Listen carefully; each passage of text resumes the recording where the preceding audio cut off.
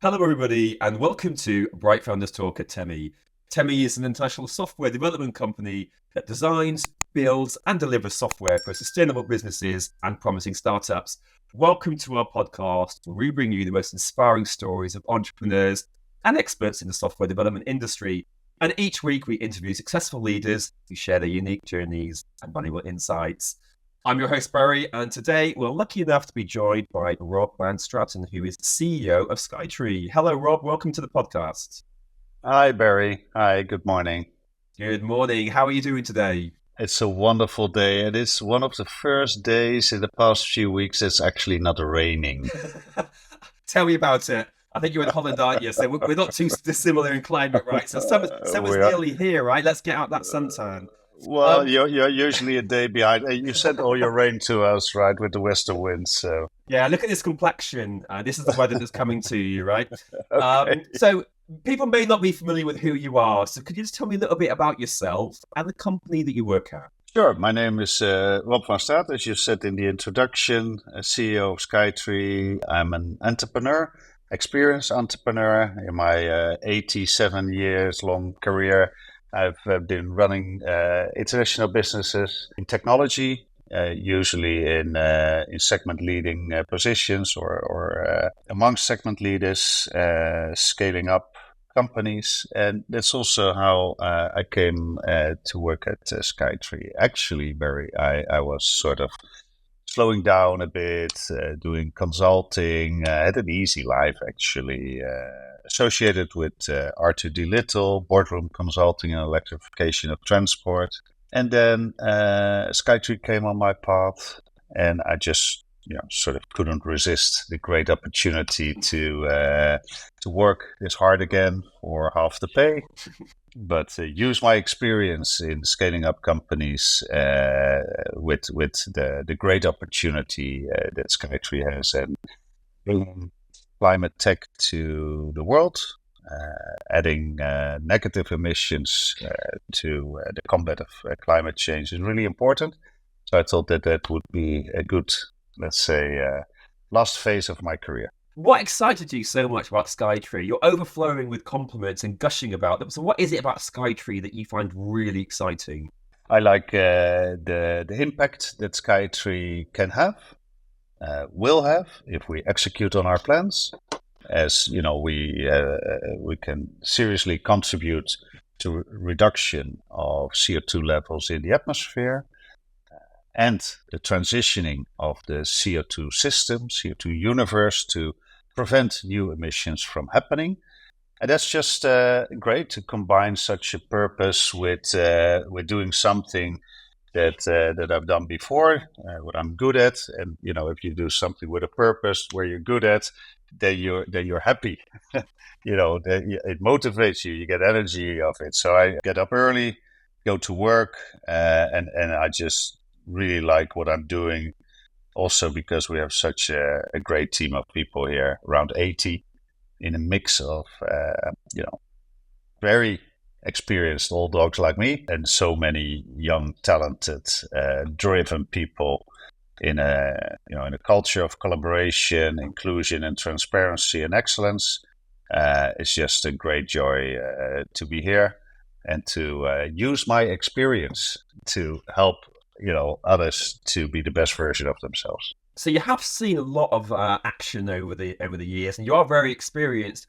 What has been like the biggest change that you've seen since you first started your early days of being an entrepreneur up to the current day? Many things, obviously, as the world changed, specifically in the area of productivity. So if I look at how I work without an executive assistant, with collaboration tools. I won't mention all the tools we use, but it makes such a difference. We used to send each other emails. People maybe can't even imagine, or only a few remember that we sent emails with attachments and versions, and everybody was working on a different version, and it took like a week before you could collectively iterate on an important document or presentation. And now it's hours. It depends on when somebody has time to look at it. but not you don't need to synchronize anymore. So we do a lot of collaboration. It's very relaxed working together. People don't feel exposed if they put a command that is not accepted by others. So we have this fine culture. So I would say that productivity by digitization, by having access to communication and information on the road through your iPhone and so on and so forth, really is a big change to how we work. It all goes faster, more intense, and more collaborative, which I think is a good thing. And productivity is important for all of us.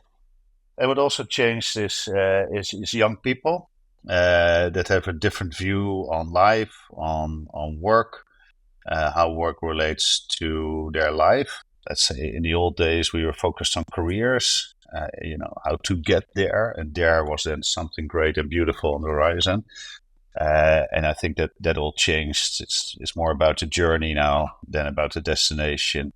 And it's also, what are you working for is more important than how much money you make. So I would call out these two as big changes in around it. And can you just talk to me a little bit about Skytree in terms of like how it came into existence? What are the origins of Skytree? Oh yeah, that's actually a nice story, because Skytree was founded through an incubator program of the European Space Agency, where this technology was first developed to keep the astronauts alive in the International Space Station. As part of the life support system, you have oxygen, water, and CO2, because you need to take the CO2 out of the space cabin, for life support.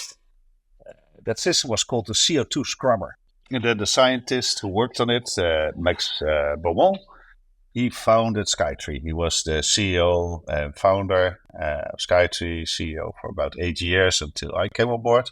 And the first few years, with the money of ESA and a few fellow scientists he recruited, he brought the technology from space conditions to terrestrial. Now in space, you have like vacuum, right? So you can move gases around with vacuum. And you have space, like unlimited space, and you don't have weight, and you have unlimited funds from ESA. So, bringing the technology to Earth was the first challenge, and it took them a couple of years. And then they continued their research, often in collaboration with some large enterprises who also funded Skytree. They got some other grants and some private shareholders that came on board. And during those 8 years, they continuously developed prototypes, registered patents, did tests, collaborations with universities, and so on and so forth. Until 2.5 years ago, Max and the other shareholders thought, well, there's now a market for CO2 capture machines on the horizon and carbon removal projects. So what we need to do is use our knowledge and our IP and start building machines for the global market. But hey, Max, he was below 40 at the time.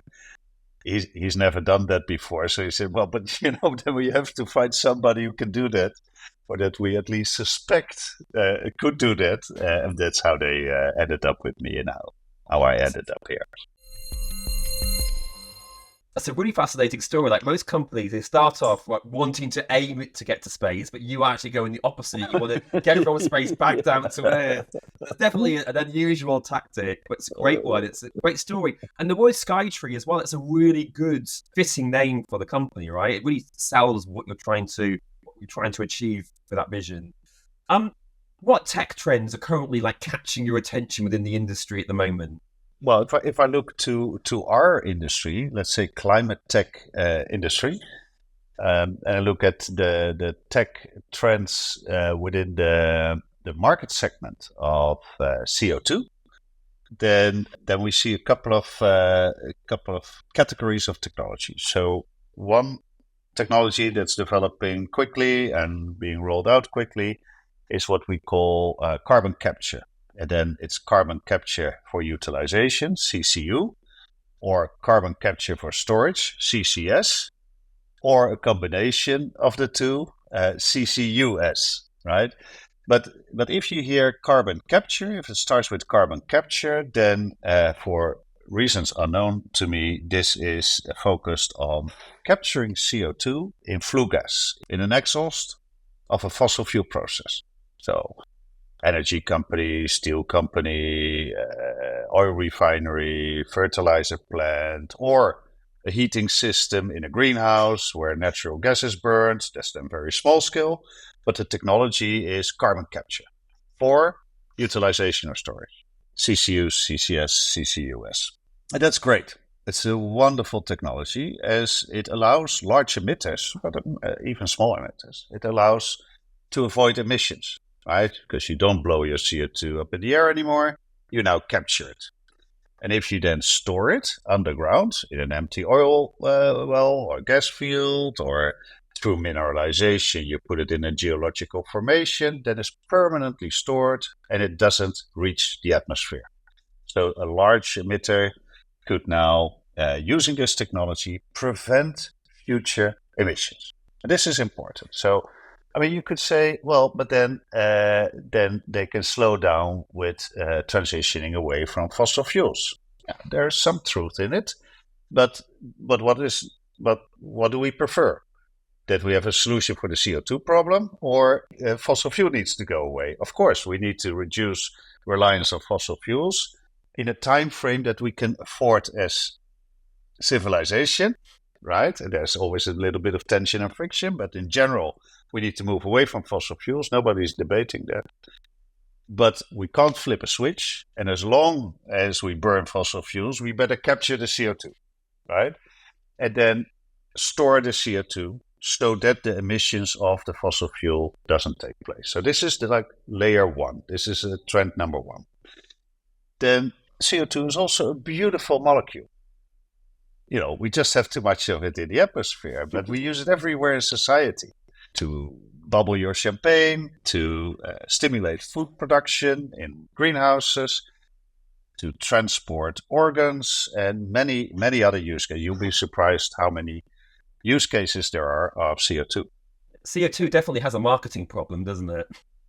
It does have. It does have. But, you know, coming back to carbon capture, so where is all the CO2 coming from that is in use in our society every day? And companies spend around $80 billion a year in buying CO2. And where they buy it from is that carbon capture and utilization, CCU, right? So currently, there are hundreds of millions of tons of CO2 captured at emitters and then transported to where it's used. But if it's used, it still reaches the atmosphere. You know, your bubbles in champagne is CO2 that goes in the atmosphere. The tomatoes that suck the extra CO2 from the supplementation, you eat them, and the CO2 hits the atmosphere, right? Same goes with stunning or whatever the use case is. So when we capture CO2 in the industry, we liquefy it, we transport it to where it's needed, and there is used, food and beverage or the other use cases, the emission problem isn't solved. That's a postponed emission. So carbon capture is great. In fossil fuels, putting it to use, not so great, because the emission isn't solved. And actually, you add emissions by the capturing and transport problem. So our thinking is that large emitters should continue to capture CO2, but not put it to use, but store it permanently to neutralize their emissions, right? That's pure logic. But then how do these poor businesses that need the CO2 then get their CO2? Well, that's where our technology comes in, because you can also take the CO2 out of the air around us by putting a machine on site where you need the CO2. So you don't no longer get it from the fossil fuel industry, but you take it from the air around us. It still comes back in the atmosphere through plants and people eating it and so on and so forth. But we took it from the air in the first place, so now we made it circular, right? So that's how you avoid emissions, and that's how these trends of what we do, direct air capture and capturing CO2 in the fossil fuel industry, are connected. It's, you know, they synchronize with each other to make the CO2 transition happening. And then the third layer is what we call CDR, carbon dioxide removal. Don't blame me for the confusing abbreviations. But that is about taking CO2 from the air around us, from the ambient air, and then storing that CO2 permanently underground. And now, because we took it from the air and it's permanently removed from the atmosphere, this is what we call a negative emission. And we need negative emissions to solve our historic emissions that are already in the atmosphere. And that's also what you do with our technology, but then you don't put the CO2 to use, but you store it permanently underground in empty oil well, empty oil field, or in these geological formations. And the beauty is that if the large emitters capture their CO2 and bring it to an empty oil well, we can also add a deck up to their industrial site, take a atmospheric CO2, and then add that to that same infrastructure, that same piping that goes to that same oil well that is used for them to neutralize their emissions.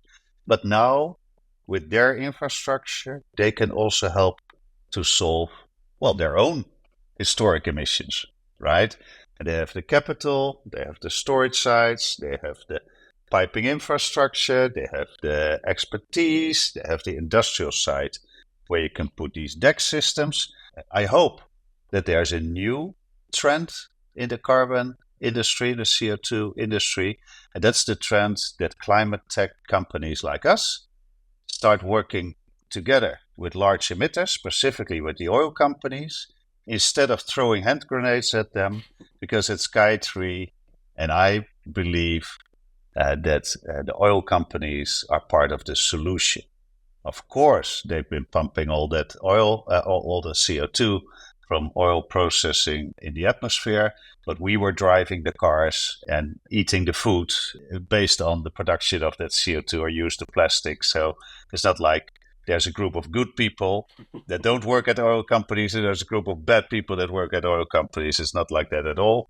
And we should collaborate to solve the problem and not try to be a better person because you hate oil companies more than your neighbor.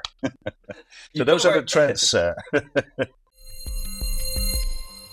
What is the feedback that you get from your stakeholders? Are they really keyed in? Are they really supportive? Or do you have to sell yourself quite hard to get the buy-in? Most people agree with the statements that I just put in front of you. Not everybody. There are people that say, no, we should just rigorously stop using oil, to put it simply. That's okay. I listen to those arguments, and it's not like that's a stupid argument. If we want to really solve the climate problem, then we have to change the way we move, work, eat, and live. With a little bit of irony, I called, let's collect nuts and seeds and distribute them amongst equals, right? Just to put it a little bit with irony, right? So, and have to stop economical growth. And that is a way to go. I would adjust, I'm not totally against it, but 70% of the global population don't want that. So even, here in Holland, in the UK, we can say, oh, we're good people. We are so sophisticated. We think we should stop all this economical growth and, and go back and do with less and recycle everything. And that's fine. But that's not what the majority of the people in the world will do. It's a dream. So, because people just want to drive a car. People in Africa say, no, it's our turn. Who are you to tell us to not all do these things that you've been doing for decades? So it will not happen. From that reality, I'm saying, okay, then what is then the right thing to do to solve the problem? And that's, the theory that I shared with you as an answer to your question, what trends do you see? This is the trend that I see. And we are ones in the trend that want to solve the problem together with forward-thinking oil companies that also want to invest in solving their historic emissions. And there are more people, that are on the path that I am in, which you call pragmatic, which I consider as a compliment because I am thinking pragmatically on how we can solve the climate problem. It's a really interesting perspective that you put on it because I don't usually view the world like that. Because living in the West, we have one news source, don't we, telling us this is the way to go. But it's kind of hard to see it from the other person's perspective. Now we're in the West and we've got all the luxuries. It's very tempting just to say, right, we're done now. Let's raise up that drawbridge. No one else can have any of the stuff. Is that the biggest challenge that you face? Is trying to convince the 70% of the world that we should do something else?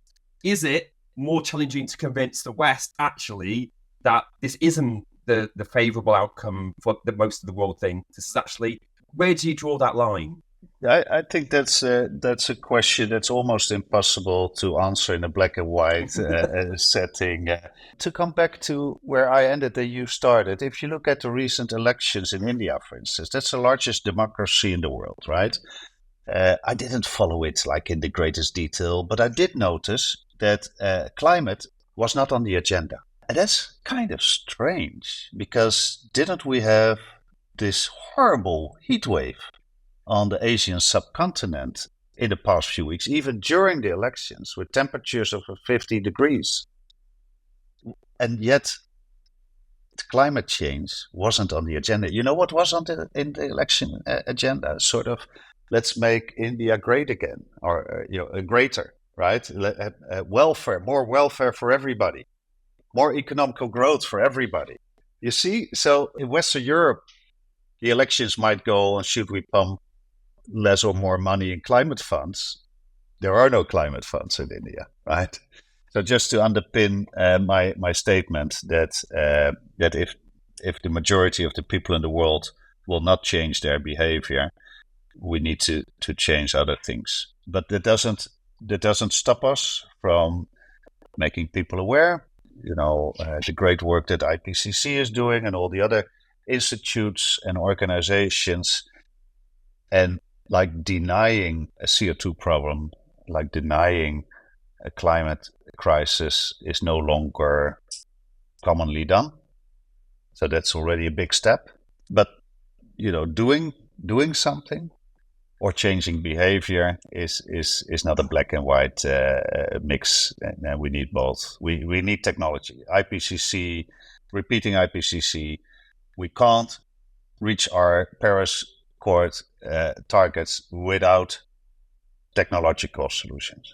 Since we're talking about technological solutions, what kind of focal points are you working on, or ongoing projects or endeavors? So yeah, our industry, direct air capture. There are like 100 companies developing direct air capture technology. Then there are also companies that develop direct ocean capture technology, filtering CO2 out of the seawater. And that's all about what are the costs? What are the costs per captured ton CO2? As you want to use renewable energy for the capturing process, there's also the discussion around, so how much energy do you need per ton of captured CO2? Because if you would need a lot of energy, then what's the point? Let's use renewable energy for the energy transition, not to take CO2 out of the air, right? So the delta has to be big enough, right? So just for your information, delta is now high in the 80s. So the carbon gain by capturing CO2 from the atmosphere has what we call LCA of high 80s. So you lose, let's say, 13% of your carbon footprint by doing that.